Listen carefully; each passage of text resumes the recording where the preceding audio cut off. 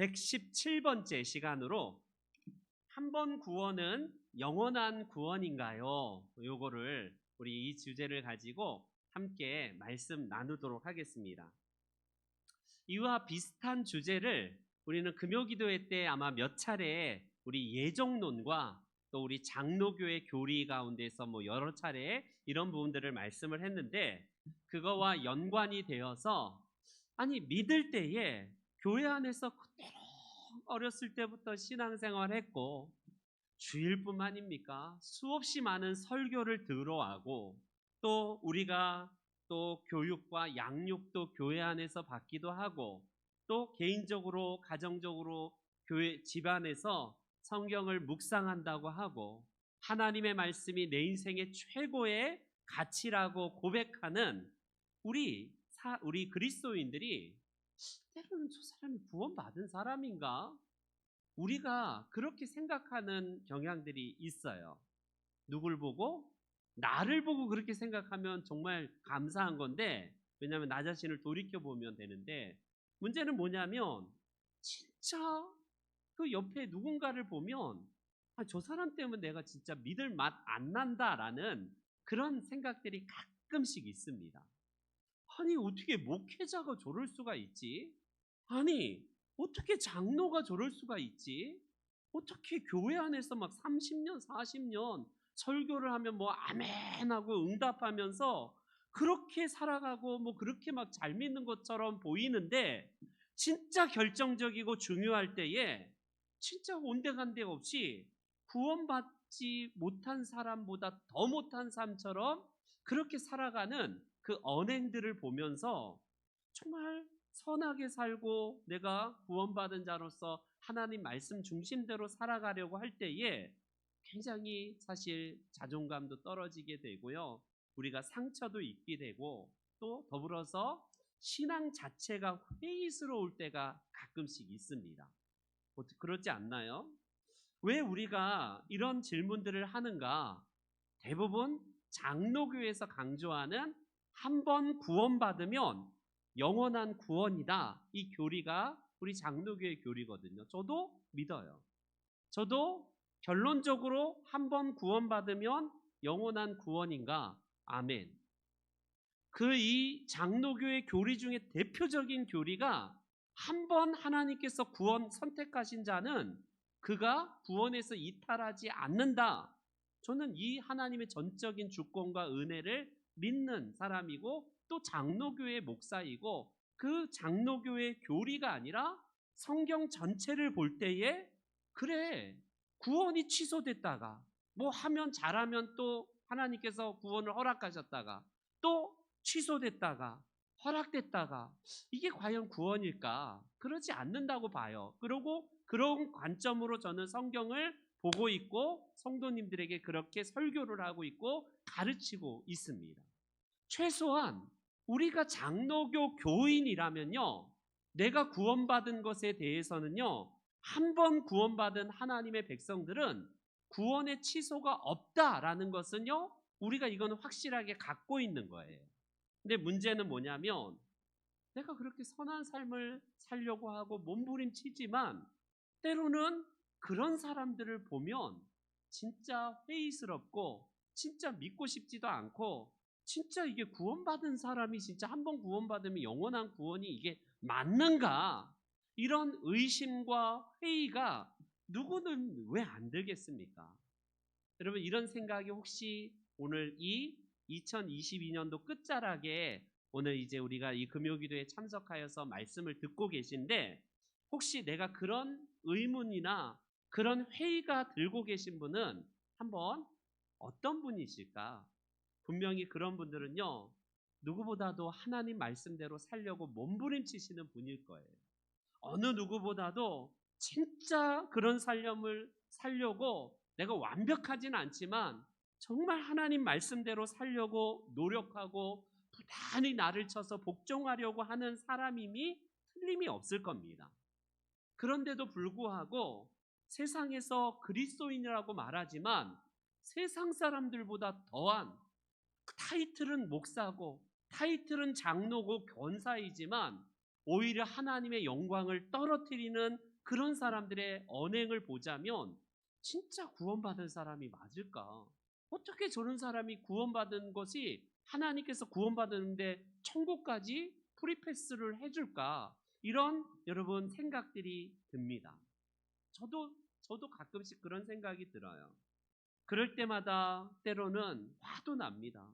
굉장히 화도 나고 또 우리가 그럴 때는요, 실망도 되기도 해요.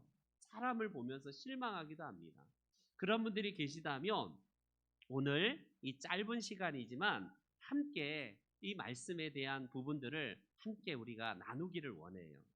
여러분, 그런 분들이 혹시 우리 눈에 밟히고 계속해서 보인다면요, 먼저 이렇게 생각하시면 좋을 것 같아요. 거듭나지 못한 그리스도인이 분명히 있다라는 사실을 기억하십시오. 구원을 받았는지 안 받았는지는 우리로서는 함부로 재단하거나 판단하면 안 돼요. 무슨 말이냐? 우리가 성경에서 볼 때에 하나님의 구원이 절대로 취소가 될 수 없다라는 것을 인간이 악용하면 안 된다는 거예요.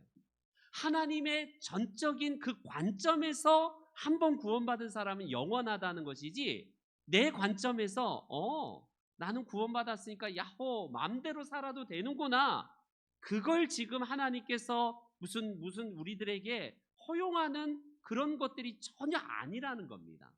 우리가 장로교의 교리를 오용하고 악용하는 것 중에 하나가 한번 구원받으면 나는 하늘나라 가지요 룰루랄라, 그래서 구원파식의 구원을 받은 것으로 생각하고 착각하는 경우가 많습니다.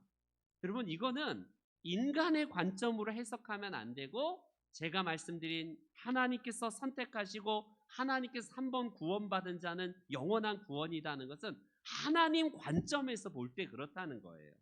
그러나 우리 눈에 혹시 같은 신앙생활하는 우리 공동체 안에 혹여나 그런 사람들이 내 눈에 볼 때 내가 실망이 되기도 하고 내가 때로는 낙담이 되며 화도 날 때에 최소한 먼저 생각할 것은 교회 안에 알곡도 있지만 가라지도 있다는 사실을 꼭 기억하십시오. 우리는 착각하는 것을 교회 안에 다 들어오면 100% 다 구원받는다라는 이 생각이 있어요. 아닙니다. 예수님이 말씀하셨죠. 그냥 두라. 그냥 두냐. 밀 사이에 가라지가 날 때 그냥 뽑아버리면 좋겠는데 예수님은 말씀하십니다. 그냥 두라. 추수 때까지 그냥 두어라 라고 말합니다. 성경에서 특별히 예수님의 설교 가운데에 양이 있고 염소가 있대요. 그 심판날에 우리 예수님께서 양과 염소를 나눈다라고 말씀하고 계시고요. 알곡과 쭉정이를 함께 자라도록 그냥 두래요. 그래서 심판 때에 엄연한 구분인 알곡과 쭉정이, 진짜 하나님의 구원받고 선택받은 사람과 선택받지 못했지만 교회 안에서 그냥 종교인의 흉내 내면서 종교인으로 살아가는 사람도 있다는 사실을 부정하면 안 돼요.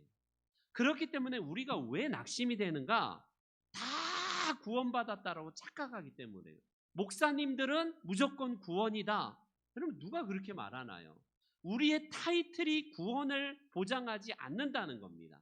그렇기 때문에 한 해의 끝자락에서 혹여나 내 신앙을 우리가 볼 때에 옆에 분들이 혹시 내가 낙담이 되고 그런 분들의 모습을, 혹여나 교회 안의 지도자들, 교계의 지도자들의 모습을 보면서 저분이 진짜 구원받은 사람 맞는가? 아니, 저분이 진짜 하나님의 백성 맞아? 라는 의문이 들 때마다 가장 먼저 우리가 점검해야 될 것은 하나님은 내버려 두신다는 거예요. 교회 바깥의 사람이 아니라 놀랍게 교회 안에 있는 사람일지라도 그냥 추수 때까지, 즉 심판날에 엄연하게 그때 주님께서는 나누신다라는 사실입니다.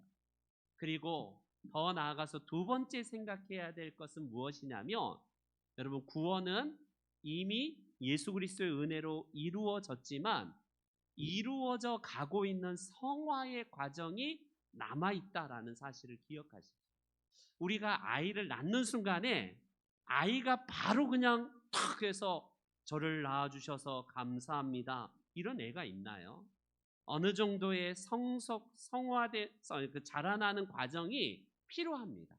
그래서 이제 철이 들 때까지의 그 어른이 될 때까지의 자라나는 과정이 필요한 것처럼요.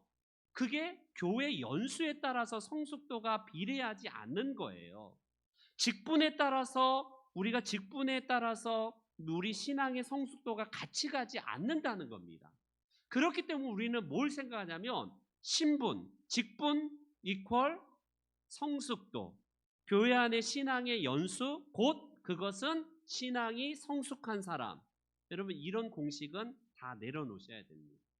어떤 분은 50년이 지나서 서서히 조금씩 하다가 하나님의 성화되는 사람도 있고요. 어떤 분은 진짜 막 신앙생활을 결단해서 1, 2년 안에 성화를 되는 사람이 있어요. 연수가 아니라 그가 하나님 앞에서 성화의 과정들을 계속해서 하나님 앞에 쳐서 복종하는 과정이 아직 덜 된 사람이거나 지금 되어 가고 있기 때문에 너무 급하게 우리가 판단하지 않아야 된다라는 사실입니다. 그리고 여러분 최소한 이 눈으로 보십시오. 그래, 사람이지. 내가 착각했구나. 우리는 어떤 생각이 있냐면 목사님이 저러고서 어떻게 목회를 해? 어떻게 저러고서 구원받은 하나님의 사람이야? 이런 시각이 있어요. 때로는 교회 우리가 뉴스에서 어느 교회 모 목사가 성추행하다, 아니면 어마한 교회 안에서 헌금을 유용해서 그걸 라스베이거스에 가서 파친코로 몇 억을 날렸더라, 이런 소식들이 가끔 들려올 때 깜짝 놀랍니다. 목사가 어떻게 저런 일을, 아니 장로가 어떻게 저런 일을. 여러분 목사가 뭐요? 장로가 뭐야? 여러분 그럴 때마다 우리가 꼭 기억해야 될 것은요, 누구나 다 죄인이구나. 누구나 다 넘어질 가능성이 100%가 아니라 200, 300%, 1000%, 10,000%예요. 그가 그 직분 때문에, 교회 안의 연수 때문에 성경을 얼마나 많이 아느냐에 따라가 아니라 그도 실수하고 넘어지고 여전히 유아적인 신앙에서 머무른 사람일 수도 있다라는 사실을 기억하셔야 됩니다. 그렇기 때문에 하나님의 구원의 선택과는 취소와는 전혀 상관없이 그 사람의 성숙도가 아직 어린아이 신자이거나 아직 거듭나지 않았을 가능성, 이겁니다. 그리고 마지막으로 꼭 기억해야 될 사실은, 내가 그럴 때마다 낙심하고 그런 사람들을 볼 때마다 회의가 들 때마다 꼭 기억해야 될 사실은 무엇이냐면요, 내가 너무 교만하다는 생각 또한 해보십시오. 무슨 말일까? 우린요, 이런 생각 자체는 엄연하게 저 사람의 잣대를 기준으로 해서 저 사람 왜 저렇게 신앙생활하고 어떻게 저러고서 구원받은 사람일 수 있어? 이 기준이 어찌 보면요, 나의 의에서 나온 기준일 수도 있다는 거예요. 우리는 많은 경우에 내로남불하지만 누구나 다 내로남불이 있어요. 특히 신앙생활에서 누구나 다 내로남불로 지금 신앙생활을 하고 있다는 겁니다. 다 자기 의의 기준에 따라서 나보다 조금 덜 못하면 신앙생활을 개차반처럼 한다고 생각하는 경향이 있다는 겁니다. 그건요, 누구나 다 우리는요, 연약하기 때문에 내가 가진 의의 기준으로 그것 때문에 실망하고, 그것 때문에 낙심하고, 그것 때문에 내가 신앙생활을 열심히 하는 게 무용지물처럼 보이는 거는요, 여러분 이거는 안 된다는 겁니다. 그래서 우리가 오늘 본문을 통해서 주어진 하나님의 우리를 향한 이 교훈이 뭘까요?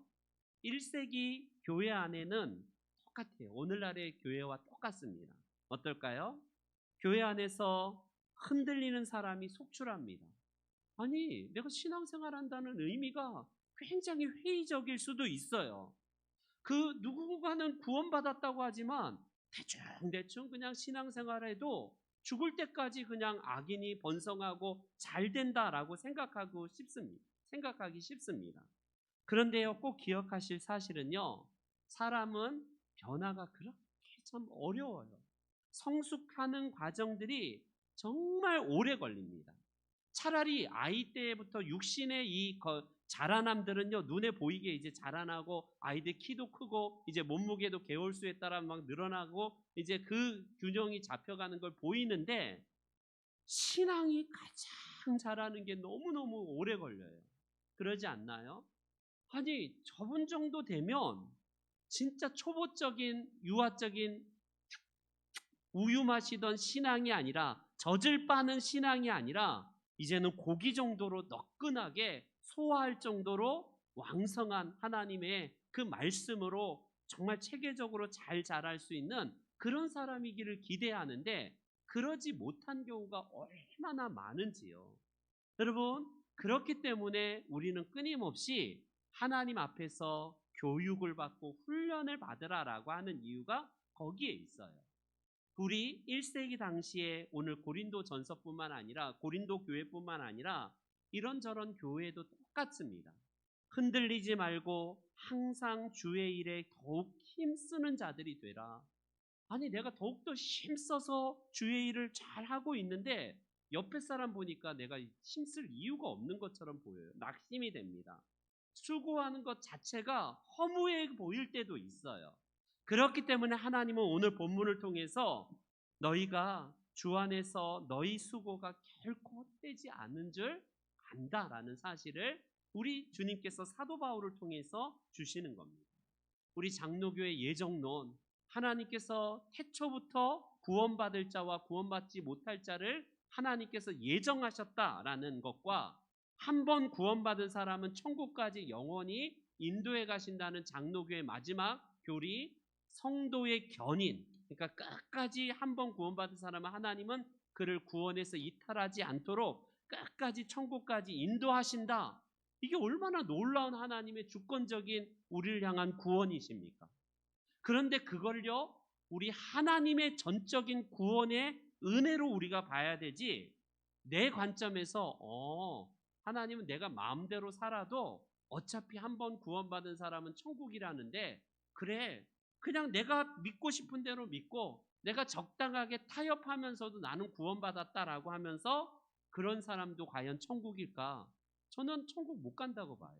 죄송하지만 그걸 장로교의 교리에 껴맞춰 갖고 한 번 구원받았는데 삶은 정말 아닌데도 불구하고 내가 그냥 하고 싶은 대로 막 하고 죄를 짓고 싶은 만큼 지고 전혀 무감각한 상태인데도 그를 구원받았다라고 말한다면요, 이건 장로교의 교리를 잘못 오해하는 겁니다. 오용하는 거죠.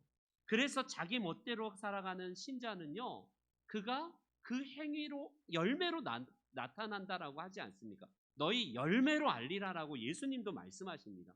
그 열매가 천국의 구원의 열매, 예수 그리스도의 인격의 열매가 삶에서 드러나지 않는데 50년, 100년을 믿는다 한들 아무리 그가 목사건 목사 할아버지건, 여러분 구원받은 사람의 이 삶의 열매가 드러나지 않는데 그를 보고 한 번 구원받은 사람은 하나님이 구원받은 거야, 그렇게 말하지 못한다는 겁니다. 그렇기 때문에 비록 신자들은 다 연약해서 넘어질 수도 있고 때로는 범죄하여서 실수해서 우리가 정말 넘어질 수도 있다는 것을 알고 있지만, 그것을 우리가 변명하여서 나는 그냥 어쩔 수 없어, 마음은 원이로되 육신이 약해서 그냥 어쩔 수 없었어, 여러분 이렇게 말한다면요, 마음도 없는 거예요. 마음도 없는데 육신만 약하다고 하는 거는요, 그건 그렇게 말하는 게 아닙니다. 진짜 내 마음에서 하나님의 말씀대로 살려고 구원받은 하나님의 백성으로 살아가려고 하는 몸부림이 있는 사람은요, 마음이 원하는 대로 정말 몸부림치는 사람은요, 그런 삶을 살지 않는다는 겁니다. 이게 구원받은 사람의 합당한 삶의 모습이라고 할 수 있어요. 그렇기 때문에 우리가 이제 결론으로 오늘 말씀을 맺는다면, 예수 믿는다라고 해서 곧 그게 다 뭐냐면요, 교회 다닌다고 해서, 교회 안에 들어와 있다고 해서, 여러분 11조 잘 내고 그냥 교회 봉사 잘 한다고 해서 그가 여러분 어떤 사람입니까? 다 구원받았다고는 성경은 말하지 않아요. 그것은 성경에서 알곡과 쭉정이와 가라지가 분명히 있다라고 말씀하신 것 때문에 그렇습니다. 여러분 시편 말씀에 보면 많은 시편의 기자들이 이런 성토를 합니다. 악인들이 번성하는 걸 보고 깜짝깜짝 놀라해요. 여기서 말하는 시편에서 등장하는 악인들은 하나님 바깥에 있는 저 이방인들도 포함이 될 수도 있어요. 예를 들어서 뭐 바벨론의 포로로 잡혀갈 때 그런 사람들을 악인으로 지칭하기도 합니다. 왜냐하면 하나님 없이 살아가는 이민족. 그런데 놀랍게도 성경 안에서 시편 가운데 특별히 악인을 지칭할 때 누가 등장하냐면요. 그 이스라엘 공동체 안에 있는 사람들을 악인이라고 해요. 쉽게 말하면 같이 율법을 받기도 하고 그 이스라엘 백성 안에 언약 공동체 안에 있는 사람을 향해서 그들이 형통하고 번성하고 하나님 없이 살아가는데도 불구하고 죽어서도 잘 되고 오히려 죽어서도 평안히 죽고 그 자녀들도 쉽게 말하면 잘 되는 모습, 이걸 보면서 정말 깜짝깜짝 놀란다는 거예요. 내가 믿는 게 의미가 없는 것처럼 그들이 하나님 앞에 성토합니다. 그런데 결국 우리 시인들은 어떤 고백을 하냐면 악인들의 최후가 결국 멸망에 이른다는 사실을 그들이 고백하고 있다라는 사실입니다. 그렇기 때문에 여러분 우리의 판단 기준은 사람으로 영향받기가 쉬워요. 오늘날 가장 영향을 받는 사람이 누굽니까? 저 사람이 저 정도 하니까 나는 요 정도만 조금만 더 하면 내가 잘 믿는 것으로 착각을 해요. 이게 우리의 신앙의 미스입니다. 우리는요, 악인들이나 그냥 뭐 예수를 믿어서 구원받았다고 하는데 그냥 대충대충 믿고, 아니, 목사님도 저 정도 신앙생활하면 나도 요 정도만 하면 되겠지. 여러분, 사람이 기준이 되는 순간 결과적으로 어떻습니까? 우리는요, 결과적으로 그 정도 수준밖에 안 되는 거예요. 우리가 항상 기억해야 될 사실은요, 우리가 하나님의 백성으로서 이 땅에서 하나님의 나라를 향해 달려가는 사람은 기준이 사람이 기준이 아니라 하나님의 말씀이 기준이 되어야 된다라는 사실입니다. 그리고 마지막으로 상대방과 나를 비교해서 얻는 어떤 만족이나 그런 어떤 자존감이나 비교해서 내가 잘 믿고 나는 못 믿고 판단 기준을 사람에게 두지 말아야 된다라는 사실입니다. 그러면 뭐에 빠지냐? 나도 어떻게 보면요, 비교 의식과 우월 의식에 빠져요. 그렇기 때문에 사람이 한 번 구원을 받는 것은 하나님의 영역이고 그 구원을 끝까지 책임져 주시는 분은 하나님이시지만 내 편에서 구원받은 것은 어떻게 드러나야 되는가? 삶의 열매로 드러나지 않는다면 그 사람은 아까 말씀드렸던 4가지 정도만 기억하시면 되겠습니다. 구원받지 못했을 가능성, 교회 안에 있다는 것 자체, 신앙생활을 하고 있다는 것 자체, 그 사람이 직분이 목사건 장로건 어떤 직분을 받았던들 아무런 상관이 없다는 겁니다. 그리고 또 2번째, 아직 어린아이 신자일 가능성. 계속해서 자라가야 되는데 50년 믿어도 여전히 어린아이 신자일 수도 있다는 겁니다. 그래서 결국에는 성화의 과정이 더딘 사람들도 있고요. 그리고 3번째로 그 사람도 연약해서 넘어질 수도 있다라는, 우리가 그 실수와 넘어짐에 대한 부분들을 함부로 판단하지 않아야 된다는 것. 마지막으로 결국 그렇게 우리가 판단하는 기준도 결국 내 의의 기준에서 나오는 거라면 내가 굉장히 무서운 사람이고 내가 굉장히 내가 정말 내 의의 그 기준에 따라서 신앙생활을 하는 사람이구나 라고 이렇게 말할 수 있습니다. 2022년도 여기까지 달려오셨습니다. 우리 귀한 분들 한 분 한 분이 물론 사람의 영향을 받아요.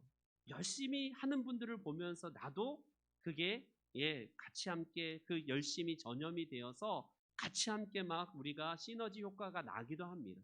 또 때로는 사람들이 열심히 하지 않고 그냥 그런 모습 때문에 내 마음이 낙심이 되기도 하고 주저앉아 싶기도 하고 우리가 실망도 되기도 하고 회의스럽기도 하는 것 사실입니다. 사람이기 때문에.